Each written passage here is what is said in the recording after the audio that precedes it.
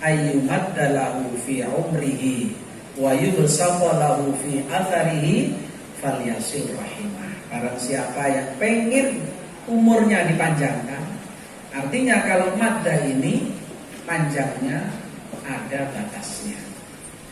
Makanya rata-rata umurnya baginda Nabi Sallallahu Alaihi Wasallam, umat baginda Nabi Sallallahu Alaihi Wasallam, rata-rata, tidak semua ya, tidak jauh dari umurnya baginda Nabi. Baginda Nabi itu usianya 63 tahun kurang lebih. Jadi kalau yang hadir haul ini sudah 62 tahun, 11 bulan, 29 hari ya wayahnya. Banyak-banyak mikir kuburan dan akhirat. Jangan mikir kawin lagi. Belum tentu kesampaian loh. Ketika Amwal menggunakan lafaz yumdid yang kata dasarnya amadda, sehingga orang yang rizki atau hartanya diraih dengan cara-cara yang diberkahi oleh Allah Subhanahu wa Ta'ala akan memanjang kemanfaatannya, sehingga banyak orang yang mengistilahkan orang yang hartanya tidak habis dimakan oleh 7 turunan. Ada cerita dalam surat Al-Kahfi, Nabi Musa ketemu dengan Nabi Khidir. Nabi Musa pengen berteman dengan Nabi Khidir, pengen mengambil hikmah dari Nabi Khidir. Nabi Khidir ngasih syarat, boleh sama saya, tapi syaratnya satu, jangan tanya. Kalau ada apa-apa jangan tanya. Setuju Nabi Musa, jalanlah bersama Nabi Khidir. Baru jalan pertama Nabi Khidir sudah aneh-aneh. Perahu yang bagus dibolongin, yang gak bagus dibiarin. Ketika Nabi Musa tanya, Nabi Khidir bilang, syaratnya kan gak boleh tanya. Sehingga Nabi Musa bilang, mohon maaf saya lupa.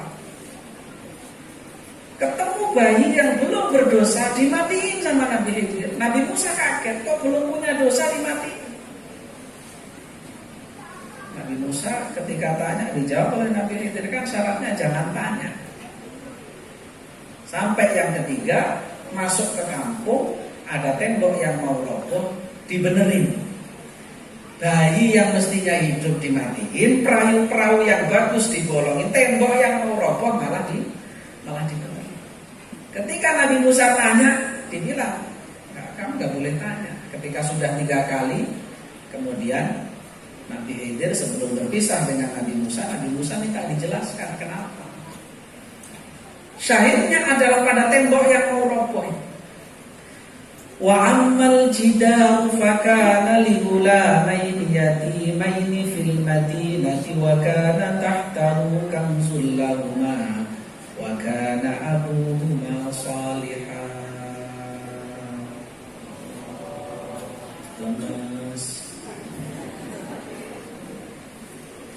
Wa amal jidar, tembok yang mau roboh. Fakana li ghulamaini, miliknya 2 anak yatim. Wa kana tahtahu, dan di bawahnya tembok itu ada kanzun, simpanan harta. Lahuma, milik mereka berdua. Wa kana, dan ada siapa abuhuma, bapaknya mereka berdua ini, salihah, dia adalah orang saleh. Hampir tidak ada, wallahu a'lam kalau ada, tapi saya tidak menemukan satu tafsir yang menyebutkan bahwa Abuhuma itu adalah bapaknya langsung.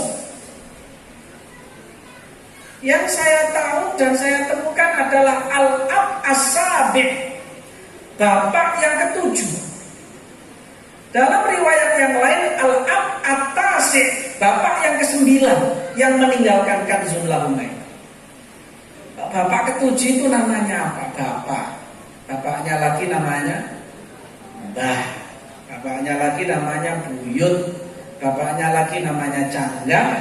Bapaknya lagi namanya Wareng. Bapaknya lagi namanya Udek-udek. Bapaknya lagi namanya Gandum Siwur. Jadi kanzun lahuma wa kana abuhuma salihah itu adalah tinggalan dari gandum siwurnya 2 anak yatim ini. Sini namanya gandum siwur juga. Dure gandum siwur nomor. Saya juga nggak hafal. Nanti sinau lagi. Jadi disinilah makanya para ulama mengatakan ni'mal malus saleh inda rajulin saleh. Harta yang paling nikmat, yang paling bagus itu adalah ketika dipegang dan dikelola oleh orang yang saleh. Makanya wayumditkum di amal, itu berkahnya istighfar. Kita kalau berbicara ayat Al-Quran dari surat Al-Fatihah sampai dengan surat An-Nas, semua ayat yang berbicara tentang kemakmuran hidup, keberkahan rizki, dan kelimpahan harta yang baik, itu selalu ayatnya jejer dengan ayat yang berbicara tentang ibadah yang tidak ada lepnya. Lepnya apa bahasa Indonesia-nya? Ya, tidak ada lepnya, tidak ada jaraknya. Ayat berbicara tentang ibadah, langsung ayat berbicara tentang kemakmuran. Ketika saya ngaji begini, ada yang tanya, Gus, itu tetangga saya ya perempuan doyan, minum doyan, judi doyan, rukonya banyak, duitnya banyak. Yang rajin ke masjid malah melarat, gak selesai-selesai katanya. Beda sesuatu yang dimiliki oleh orang yang ahli ibadah dan orang yang beriman, dan orang yang tidak ahli ibadah dan tidak beriman, walaupun bentuknya sama, tapi Allah kasih nama di dalam Al-Quran berbeda. Nabi Ibrahim alaihissalam memohon kepada Allah subhanahu wa ta'ala, wa idh qala Ibrahim rabbi ij'al hadha baladan amina warzuq ahlahu minas samarat man amana minhum billahi wal yaumil akhir. Nabi Ibrahim bertanya lagi kepada Allah, qala wa man kafar, kalau yang kafir bagaimana? Allah jawabnya bukan pakai kata rizki, tapi fa'umatti'uhu qalila thumma abtaruhu ila adzabin nar wa bi'sal masir. Jadi rizki buat orang yang beriman dan ahli ibadah, mata buat orang yang ahli maksiat dan ingkar kepada Allah subhanahu wa ta'ala. Bentuknya mungkin sama, tapi namanya berbeda. Jadi kalau orang kafir punya ini, punya itu, tidak ahli ibadah, gak usah iri ya. Kemudian kita menjadi bertanya, istighfar itu sebenarnya apa? Apakah kalimat astaghfirullahaladzim? Bahasa Arab itu unik. Semua kata kerja itu namanya fi'il. Dan dalam bahasa Arab semua fi'il hurufnya pasti 3. Maka namanya kalau fi'il itu namanya thulathi. Kalau tidak ada huruf tambahannya namanya mujarrad. Kalau lebih dari 3 huruf pasti namanya huruf tambahan, namanya thulathi mazid. Mazid itu kalau ditambah 1 huruf menjadi 4 namanya rubai. Kalau ditambah 2 huruf menjadi 5 namanya khumasi. Kalau ditambah 3 huruf menjadi 6 namanya sudasi. Akala. Akala itu makan, hurufnya 3. Jalasa, duduk, hurufnya 3. Syariba, minum, hurufnya 3. Nama, tidur, hurufnya 3. Qoma, berdiri, hurufnya 3. Ja'a, datang, hurufnya 3. Semua 3. Nakaha, menikah, hurufnya 3. Nakaha lagi, menikah lagi yang kedua, hurufnya 3 juga. Jadi nikah yang pertama dengan nikah yang kedua syarat rukunnya sama. Izin dan lain-lain itu kan urusan privasi keluarga saja. Itu artinya apa? 3. Ghafara, mengampuni, hurufnya 3. Mendapat tambahan huruf hamzah, sin dan ta menjadi istighfar yang artinya mengampuni, ketambahan 3 huruf menjadi makna talab artinya meminta ampun atau meminta maaf. Tradisi meminta maaf, tradisi meminta ampun hanya dimiliki oleh orang yang merasa dirinya punya salah, walaupun tidak bersalah. Orang yang punya salah atau banyak salah, kalau tidak pernah merasa bersalah, dia tidak akan mau meminta ampun. Karenanya sebenarnya istighfar ini secara umum adalah menanamkan dalam pribadi seseorang selalu merasa punya salah sehingga mau beristighfar. Dulu waktu kita ngaji ibtidaiyah ada pelajaran namanya Aqidatul Awam. Di dalam Aqidatul Awam itu ada nazam bunyinya begini tentang para nabi dan rasul. Ismatuhum kasairil malaikah wajibatun wa fadlul malaikah. Ismatuhum, kemaksuman mereka para nabi dan rasul itu wajibatun wajib kasairil malaikah, seperti para malaikat. Bahkan wa fadlu, mereka melebihi kemuliaannya al malaikat akan para malaikat. Jadi derajatnya para nabi dan rasul yang pertama maksumnya dengan para malaikat sama, tapi derajat mereka lebih mulia daripada para malaikat alaihi wassalatu wassalam. Akan tetapi ternyata kemaksuman para nabi dan rasul tidak menghalangi bahwa aurat para nabi dan rasul itu adalah istighfar. Nabiullah Adam alaihissalam istighfarnya diabadikan di dalam Al-Quran. Qala Rabbana walamna anfusana wa illam taghfir lana wa tarhamna lanakunanna minal khasirin. Salahnya Nabi Adam apa?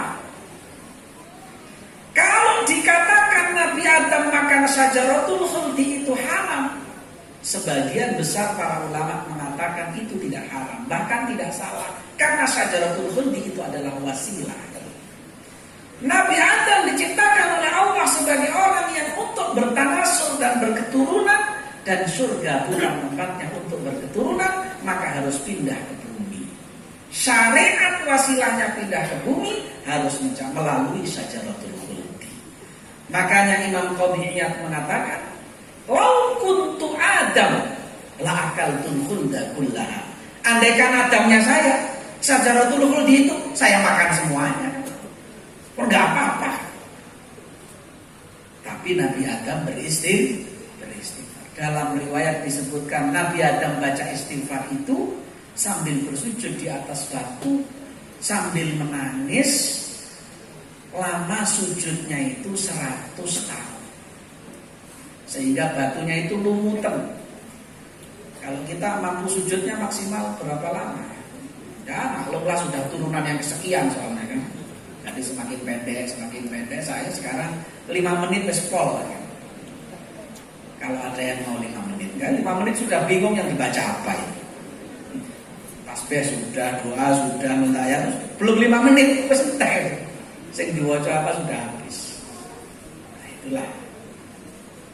Baginda junjungan kita Nabi besar Muhammad sallallahu alaihi wasallam itu istrinya 9 yang ada dengan beliau sampai beliau wafat. Karena beliau juga punya istri yang beliau sebelum wafat sudah wafat duluan istri, yaitu Siti Khadijah. Siti Khadijah itu istrinya Nabi yang wafat sebelum baginda Nabi. Selama menikah dengan Siti Khadijah, Kanjeng Nabi istrinya hanya 1. Setelah Siti Khadijah wafat, baru beliau istrinya banyak. Artinya orang istrinya 1 itu juga sunnahnya Nabi. Jadi yang sunnahnya Nabi gak selalu istrinya banyak. Istri banyak juga sunnahnya Nabi. Tapi yang sempurna meniru sunnah Nabi itu nikah banyak kalau nunggu yang pertama innalillah. Itu sempurna menirunya. Jadi lah urung nunggu innalillah yang pertama pas nikah maneh durung sempurna menirunya. Jadi ngono le, jadi tunggu innalillah dulu le. Ya. Siti Khadijah wafat, baru Kanjeng Nabi menikah dengan Siti Aisyah, Zainab, dan seterusnya. Ketika beliau beliau gilir, kanjeng Nabi ini gilirnya sehari sekali, karena 9 hari. Berarti ketemu istri itu 9 hari sekali. Kebetulan yang rumahnya paling dekat dengan masjid itu rumahnya Siti Aisyah, yang sekarang jadi makamnya beliau. Jadi dulu itu sebelum kanjeng Nabi wafat, Siti Aisyah mimpi. Apa mimpinya? Mimpi matur ke kanjeng Nabi, ya Rasulullah, inni ra'aitu fil manam thalathata akmarin saqatat fi baiti. Saya tadi malam mimpi ada rembulan 3 jatuh semua di rumah saya. Coba tanya sama ayahmu, katanya. Sayyidina Abu Bakar itu diberi kelebihan oleh Allah seperti Nabi Yusuf, punya keahlian dalam takbir al-manam. Ini apa namanya, ibarat dalam mimpi itu maknanya apa? Datanglah ke rumah ayahnya. Saya tadi malam lihat ada 3 rembulan jatuh di rumah saya. Isyarat apa? Kata Sayyidina Abu Bakar, orang termulia dalam Islam nanti kalau wafat akan dimakamkan di rumah kamu. Ketika Rasulullah SAW wafat dan dimakamkan di situ, kata Sayyidina Abu Bakar, hadza awwal akmari. Ini bulan yang pertama. Rembulan yang pertama adalah ayahnya, dan rembulan yang ketiga adalah Sayyidina Umar bin Khattab radhiyallahu anhu. Sebenarnya di situ cukup untuk 4 orang. Sayyidatina Aisyah izin minta dimakamkan di situ, nggak dikasih. Katanya nanti untuk setelah Nabiullah Isa alaihissalam turun dan perang melawan Dajjal selesai, beliau wafat, nanti akan dimakamkan di sana. Ketika Rasulullah SAW gilir di rumahnya Siti Aisyah, biasa kanjeng Nabi itu kalau malam bangun. Kanjeng Nabi, kalau kita bangun juga kan, insya. Tapi setelah bangun wudu dan tahajud. Gak tahu kalau kita bangun terus apa lagi, gak tahu. Namun ketika mau tahajud izin sama Siti Aisyah, saya mau tahajud dulu, kamu istirahat, kalau mau ikut ya tahajud. Jadi kanjeng Nabi itu mau tahajud saja izin sama istri. Saking memuliakan istri. Kita ini kadang-kadang keluyuran saja nggak pamitan sama istri. Kanjeng Nabi itu uswah kita, tapi kita keluyuran nggak pamitan. Kanjeng Nabi mau wudu pamitan sama si Aisyah. Setelah kanjeng Nabi izin, beliau wudu dan seterusnya, sholat tahajud, sujudnya lama nggak bangun-bangun. Seperti santri saya di rumah itu Pak Kiai, kalau tahajud sujud itu sampai subuh nggak bangun-bangun. Tapi disenggol sedikit ambruk ternyata. Ya santri sini mungkin mirip-mirip dikit gitu ya. Siti Aisyah penasaran, kok lama sujudnya? Jangan-jangan kanjeng Nabi ketiduran karena capek dakwah. Didekatilah posisi sujudnya baginda Nabi Shallallahu Alaihi Wasallam. Ketika didekati, mulutnya bergerak. Oh berarti tidak tidur. Siti Aisyah penasaran, yang dibaca apa? Kok lama? Didekatkanlah telinganya Siti Aisyah ke wajahnya yang mulia baginda Rasulullah Sallallahu Alaihi Wasallam. Siti Aisyah kaget. Kanjeng Nabi sedang baca istighfar. Ditunggu selesai sholatnya, ada apa suami saya ini? Kok istighfar sampai sebegitu? Ada masalah, tapi kok nggak curhat sama saya? Ditunggulah sampai kanjeng Nabi bangun. Setelah bangun diceritakan, ya Rasulullah, saya dengar panjenengan baca istighfar, ada masalah apa? Ada persoalan dengan umat, ada persoalan dengan istri yang lain, ada persoalan dengan sahabat-sahabat terdekatmu. Kanjeng Nabi hanya senyum dan beliau mengatakan, ya Aisyah, afala uhibbu an akuna abdan syakura. Apa saya enggak senang kalau mendapatkan predikat diangkat oleh Allah menjadi abdan syakur, hamba yang syakur. Dalam ilmu nahwu namanya syakur itu sighatul mubalaghah, mengikuti wazan fa'ul. Kalau fa'ilun syakirun, orang yang bersyukur. Kalau fa'ulun syakurun, artinya orang yang banyak bersyukur. Orang yang banyak bersyukur itu orang yang bagaimana? Orang yang banyak bersyukur itu adalah orang yang bersyukur kepada Allah dengan dengan 3 dimensi syukur. Yang pertama syukur bil lisan, lisannya bersyukur kepada Allah. Syukur bil arkan, anggota badannya digunakan untuk bersyukur kepada Allah. Yang ketiga syukur bil janan, syukur dengan hati, hatinya juga bersyukur kepada Allah. Syukur bil lisan mungkin jelas kita sering mengucapkan alhamdulillah wa afdhalus syukri qauli lakal hamdu. Syukur bil arkan mungkin kita jelas menggunakan anggota badan kita untuk ketaatan kepada Allah. Syukur bil janan itu seperti apa? Syukur bil janan itu adalah menanamkan di dalam hati rasa al-ajzu 'ani syukri, ketidakmampuan mensyukuri nikmat Allah yang dirasakan oleh hati. Itulah yang namanya syukur bil janan. Al-ajzu 'ani syukri, syukrun lillah, merasa tidak mampu bersyukur, itulah syukur dengan hati, dan itu syukur yang paling tinggi. Kalau ini sudah dijalani, maka dia akan menjadi abdan yang syukur. Rasulullah SAW sedang mengistighfari dirinya yang merasa tidak mampu mensyukuri nikmatnya Allah Subhanahu wa taala, sehingga mendapat predikat sebagai abdan syakur. Jadi istighfar itu tidak hanya sekedar meminta maaf, tapi menanamkan di dalam hati sebagai hamba yang selalu punya kekurangan dan salah kepada Allah Subhanahu wa taala. Dan itu kalau diterapkan maka akan tercipta lingkungan masyarakat yang damai. Tidak hanya wa yumdidukum bi amwalin wa banin, tapi wa yaj'al lakum jannat. Allah akan jadikan lingkungan kalian seperti perkebunan yang hijau, rindang, sejuk. Wa yaj'al lakum anhara, sungai-sungai akan mengalir dengan baik sebagai bentuk perekonomian yang jalan bagus. Itulah orang kalau beristighfar. Masyarakat kalau beristighfar kan seperti itu dampaknya. Saling mengayomi, tidak saling menyalahkan. Masyarakat yang paling kecil itu namanya keluarga. Keluarga yang paling kecil isinya hanya 2 orang, suami dan istri.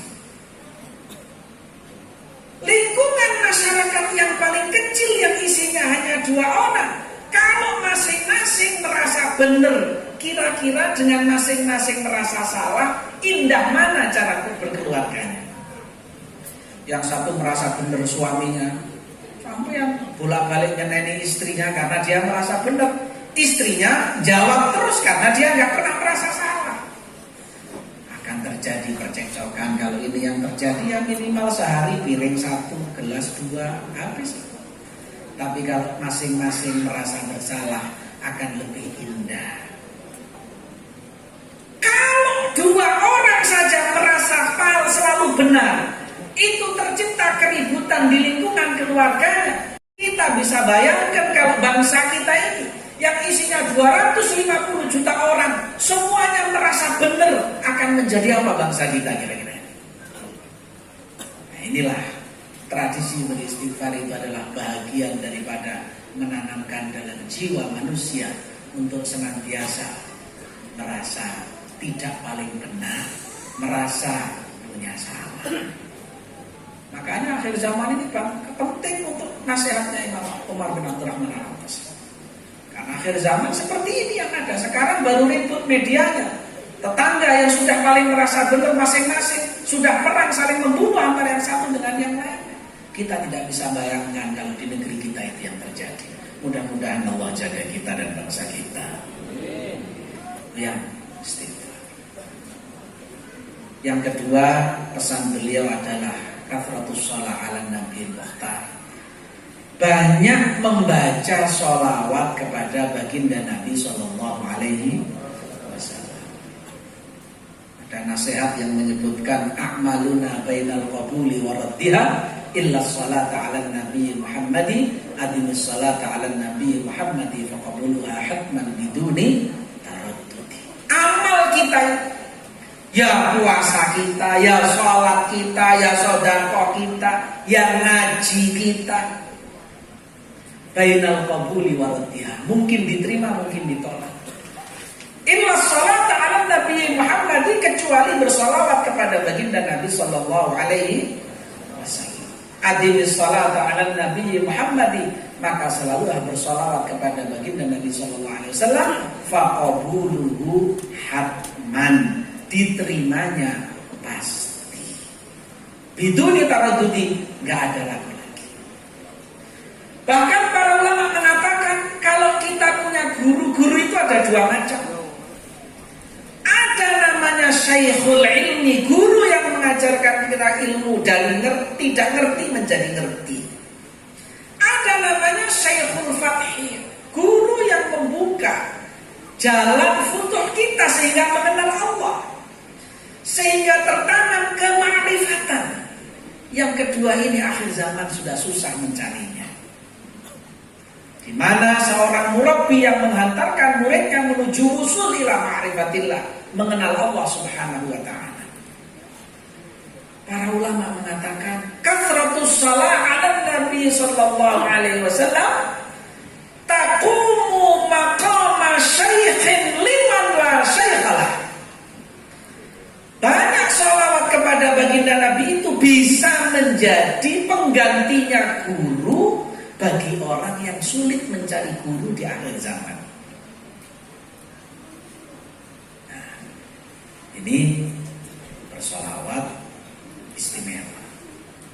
Dulu ada seorang yang memimpikan bertemu dengan baginda Nabi Sallallahu Alaihi Wasallam. Orang yang melihat Nabi dalam mimpi berarti dia melihat kebenaran.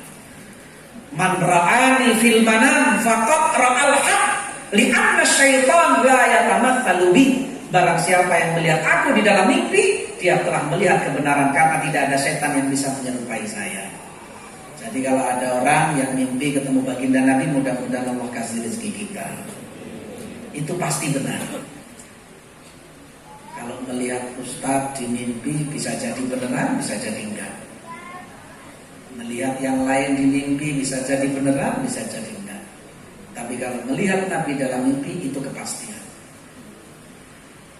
Orang saleh yang memimpikan Kanjeng Nabi ini menyampaikan kepada Rasulullah SAW dalam mimpinya, ya Rasulullah, kau telah bersabda bahwa barang siapa yang bersalawat kepada engkau 1 salawat maka Allah akan balas 10 salawat. Apakah itu orang yang salawatnya khusyuk atau tidak? Khusyuk baca salawatnya atau tidak? Apa jawabnya beliau sallallahu alaihi wasallam dalam mimpi? Amma dzalika biduni huduril qalbi wa amma bihuduril qalbi fala ya'lamu ajrahu illallah. Orang yang baca salawat 1 dapat balasan 10 dari Allah. Itu orang yang baca salawatnya tidak khusyuk. Orang yang baca salawatnya khusyuk, tidak ada yang tahu besar pahalanya, hanya Allah Subhanahu wa ta'ala. Dan salawat itu ada 3, minallah, minal malaikah, dan minal mu'minin. Minallah namanya rahmat, minal malaikah namanya istighfar, dan minal mu'minin namanya doa. Artinya kalau orang bersalawat kepada baginda Nabi 1 mendapat balasan 10 salawat dari Allah, itu artinya dia mendapat 10 rahmat. Padahal untuk orang hidup mulai dia lahir sampai dia mati berbekal 1 rahmat Allah saja sudah cukup, apalagi kalau 10 rahmat. Ada umatnya Nabiullah Musa alaihissalam, umurnya 600 tahun. Jadi kalau orang dulu 100 tahun itu masih ABG. Sekarang 40 tahun udah kendor semua. Dulu 100 tahun masih ABG. 600 tahun. Shaimun nahar, qaimul lail. Orang yang siangnya ahli puasa, malamnya ahli tahajud. 600 tahun umur. Mati dimasukkan oleh Allah ke dalam surga. Di dalam surga dia bertanya, ya Rabb, adkhaltani jannataka birahmatika au bi'amali. Saya ini bisa masuk sini karena amalku apa karena rahmatmu? Tanya. Allah jawab, ya abdi adkhaltuka jannati birahmati. Kamu saya masukkan surga ini bukan karena amalmu, karena rahmatku, kata Allah. Dia tanya, wa amal ya Rabb, amal saya bagaimana? 600 tahun Pak ini. Allah panggil, ya malaikati Zinu, malaikat, ini ada orang masuk surga masih nanya-nanya. Ketimbang aja amalnya coba. Nanti kalau sudah masuk surga jangan nanya-nanya, diem aja, bilang alhamdulillah. Ditimbang oleh malaikat. Apa hasil? Ya Rob, la ni'matul basar afqal. Setelah ditimbang amal 600 tahun dibandingkan dengan nikmat Allah yang namanya 2 mata, masih lebih berat nikmat 2 mata dibandingkan ibadah 600 tahun. Nikmat Allah tidak hanya 2 mata yang Allah berikan kepada kita, begitu besar. Yang paling utama adalah Allah jadikan kita sebagai umat baginda Rasulullah Sallallahu Alaihi Wasallam. Jadi kita ini sebenarnya nikmat luar biasa. Baru nikmat 2 mata saja sudah seperti itu. Jadi kalau sampean punya mata 1, 2 mata, 1 dicongkel buat orang lain diganti 5 miliar, diganti neker, kira-kira ngasih nggak? 5 miliar matanya diambil 1 dikasih orang, diganti sama neker apa kelereng, ya? Karena duit 5 miliar tapi matanya jereng 1. Siapa yang mau naksir? Artinya luar biasa. Kalau apalagi kalau kita belajar kitabul hudud wal jinayat yang ada di akhir kitab fikih, orang yang motong bab kisos 1 unmulah jarinya orang, itu bayar diatnya 5 ekor onta. Jari kita ini sampai kaki berapa unmulah? 1 unmulah itu 1 garis. Itu dendanya, diatnya 5 ekor onta. Imam Abu Hanifah pernah didatangin tamu perempuan, pengen minta dicarikan jodoh sama Imam Abu Hanifah. Ditanya, yang pinter apa yang kaya? Katanya. Kita sudah capek melarat, carikan jodoh yang kaya aja ya Imam, katanya gitu. Pinter nanti bisa sambil jalan gitu. Kan kalau minta jodoh yang kaya nanti kita cari. Rumahnya Imam Abu Hanifah sama majelis ngajinya itu tidak tempel. Sehingga kalau mau ngaji di majelis harus lewatin kampung. Ketika Imam Abu Hanifah mau ngajar ngaji, di tengah jalan ada anak muda lagi kencing sambil berdiri. Selangnya dipegang pakai tangan kiri. Kalau kencing berdiri dipegang selangnya ya Pak ya. Kalau nggak dipegang kan acak-acakan kemana-mana. Kata Imam Abu Hanifah, nah ini cocok buat perempuan yang kemarin minta dicarikan jodoh. Setelah sekian hari Imam Abu Hanifah didatengin lagi sama perempuan. Jodoh buat saya sudah ada pandangan belum ya Imam? Sudah. Kaya nggak? Kaya. Bukti kayanya apa? Berapa hari yang lalu saya ketemu dia. Di mana? Di antara rumah dan majelis saya. Kok tahu kalau kaya? Saya lihat tangan kirinya pegang uang 100 dirham, 100.000 dirham. Langsung kepencot ya. Langsung minta segera dinikahkan. Dinikahkanlah di majelisnya Imam Abu Hanifah. Setelah dinikahkan pulang rumahnya bocor semua. Ternyata dia bukan orang kaya, orang marah-marah dia kepada Imam Abu Hanifah. Ya Imam, mana kita ini laki-laki kaya? Tangan kirinya 100.000 dirham, bohong semuanya. Sebentar, jangan marah dulu, ngaji dulu. Dibacain kitabul jinayat berhudud. Bab hukumannya orang yang memotong kemaluan, itu bayar diatnya 100 ekor onta. Kalau 1 ekor onta harganya 1.000 dirham, maka harganya selang tadi itu 100.000 dirham. Jadi selang sampean itu mahal, harus dirawat biar jangan sampai tidak berfungsi. Nah, itu harganya 100.000 dirham. Itu nyari dokternya juga susah itu. Spesialisnya kalau lagi nggak berfungsi itu repot juga. Makanya disyukuri dengan dirawat selangnya baik. Itu nikmat Allah luar biasa. 2 mata kalah dengan timbangan, menang dibandingkan timbangannya 600 tahun ibadah. Sementara 1 sholawat minallah artinya 1 rahmat. Kalau 10 berarti 10 rahmat. ibunda Sayyidina Abu Bakar As-Siddiq radhiyallahu anhu. Berkah membaca, berkah masuk Islamnya karena ngigo baca sholawat. Jadi ngigonya ibunya Sayyidina Abu Bakar itu baca sholawat.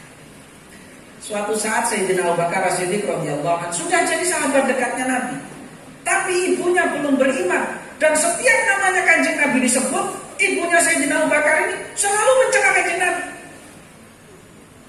Sayyidina Abu Bakar itu sedih, sementara beliau orang dekatnya, tapi ibunya tidak beriman. Akhirnya apa? Datang kepada baginda Nabi Sallallahu Alaihi Wasallam. Ya Rasulullah, kullama dzakartuka inda ummi dzakaratka bisu. Saya sedih ya Rasulullah, sebagai orang yang dekat dengan engkau, setiap saya cerita tentang engkau di hadapan ibuku, ibuku selalu mengomentari dengan komentar-komentar negatif. Bagaimana ya Rasulullah, biar ibu saya bisa beriman kepada Allah dan masuk Islam? Didoakan sama Kanjeng Nabi, Allahumma hdi umma Abu Bakr lil Islam. Sayyidina Abu Bakar setelah sholat bersama dengan Kanjeng Nabi pulang ke rumah ibunya sedang tidur, tidak berani membangunkan. Di tengah-tengah tidur Sayyidina Abu Bakar melihat ibunya membaca sholawat. Sayyidina Abu Bakar menangis. Ibunya bangun tidur, belum mengucapkan kalimat apa-apa, bangun tidur mengucapkan kalimat asyhadu an la ilaha illallah wa asyhadu anna Muhammadar Rasulullah. Jadi sholawat itu ngigonya saja istimewa, apalagi sadarnya, apalagi kalau khusyuknya. Dalam kitab Al-Mustadrak yang ditulis oleh Imam Al-Hakim menyebutkan cerita Sayyidina Ali karramallahu wajhah. Sayyidina Ali datang kepada baginda Nabi, ya Rasulullah, ini uhibbus shalah alaik. Saya ini senang bersalawat kepada engkau. Katakan Nabi, sehari kamu jadikan waktu kamu untuk bersalawat kepada saya berapa banyak? Selain yang wajib, selain baca Quran, sisa waktu kamu sepertiga ya Rasulullah. Apa kata baginda Nabi Sallallahu Alaihi Wasallam? Wa in zitta fa huwa khairun lak. Kalau kamu tambah lagi lebih bagus. 2/3 ya Rasulullah. Kalau kamu tambahin zitta fa huwa khairun lak, kamu tambah lagi lebih bagus. Apa kata Sayyidina Ali? Idzan aj'al waqti kulliha lis-shalah. Kalau begitu saya bertekad menjadikan waktu saya semua setelah yang wajib untuk bersalawat kepada engkau. Apa jawabnya Rasulullah SAW? Idzan yukfahamu wa yukfar dambuk. Kalau sudah itu yang kamu lakukan dan itu menjadi tekad kamu, segala keinginanmu akan dipenuhi oleh Allah dan dosamu akan diampuni oleh Allah Subhanahu wa taala. Jadi inilah dua hal istimewa yang dipesankan oleh Al-Habib Umar bin Abdurrahman Al-Attas untuk manusia yang hidup sampai akhir zaman. Semakin banyak fitnah, semakin banyak cobaan dan godaan, sehingga kita perlu penyetabil kehidupan ini dengan dua hal, yaitu istighfar dan sholawat kepada baginda Nabi Sallallahu Alaihi Wasallam. Mudah-mudahan ada manfaatnya. Yang terakhir sebelum saya turun, saya ingin menghadiahkan kepada keluarga besar Pondok Pesantren Al-Hidayah dua hal untuk diistiqomahkan. Yang pertama, diusahakan untuk membaca Al-Wirdul Latif yang ditulis oleh Al-Imam Abdullah bin Ali Al-Haddad, dibaca setiap setelah sholat subuh. Itu adalah wirid yang menjadi keistiqomahan para ulama, para aulia dan para habaib yang mempunyai sanad yang jelas dari setiap kalimat-kalimat wiridnya langsung dari baginda Nabi Sallallahu Alaihi Wasallam. Kalau diistiqomahkan dibaca, insya Allah kurang lebih ya sekitar 10 menit maksimal 15 menit. Semua santri, sak kiainya, sak bunyainya, sak guru-gurunya istiqomahkan dalam rangka tahsin untuk kita, keluarga kita dan bangsa kita. Yang kedua, istiqamah membaca surah Tabarok setiap pada salat subuh. Ini dua-duanya saya dapatkan dari guru saya. Mudah-mudahan ini bisa diistiqomahkan. Kalau jenengan para santri berkenan untuk mengamalkan ini, monggo saya ijazahkan pada malam hari ini. Nanti jenengan jawab dengan qabiltu al-ijazah. Bismillahirrahmanirrahim. Asyhadu an la ilaha illallah wa asyhadu anna Muhammadar Rasulullah. Astaghfirullahal azim li wa liwalidayya wa li jami'il mu'minina wal mu'minat wal muslimina wal muslimat al ahya'i minhum wal amwat. Allahumma shalli wa sallim ala sayyidina Muhammadin wa ala alihi wa ashabihi ajma'in. Ajaztukum fi qiraati wirdil latif wa surati tabarak daiman ba'da salati subhi lillahi ta'ala kama ajazana masyayikhuna lillahi ta'ala. Al-Fatihah. A'udzu billahi minasyaitonir rajim. Bismillahirrahmanirrahim. Alhamdulillahirabbil alamin arrahmanir rahim maliki yaumiddin. Iyyaka na'budu wa iyyaka nasta'in. Ihdinas siratal mustaqim. Shiratal ladzina an'amta 'alaihim ghairil maghdubi 'alaihim waladdallin. Insyaallah mudah-mudahan dengan istiqomah baca Wirdul Latif dan salat tabarok, urusan dunia, urusan akhirat, urusan lahir, urusan batin kita dimudahkan oleh Allah Subhanahu wa taala, diberikan banyak hal yang istimewa dalam menghadapi cobaan pada akhir zaman ini. Demikian, kurang lebihnya mohon maaf. Hadanallahu wa iyyakum ajma'in. Ja'alanallahu wa iyyakum mimman yastaujibu syafa'at sayyidil mursalin. Ihdinas siratal mustaqim. Wallahul muwaffiq ila aqwamit thoriq. Wassalamualaikum warahmatullahi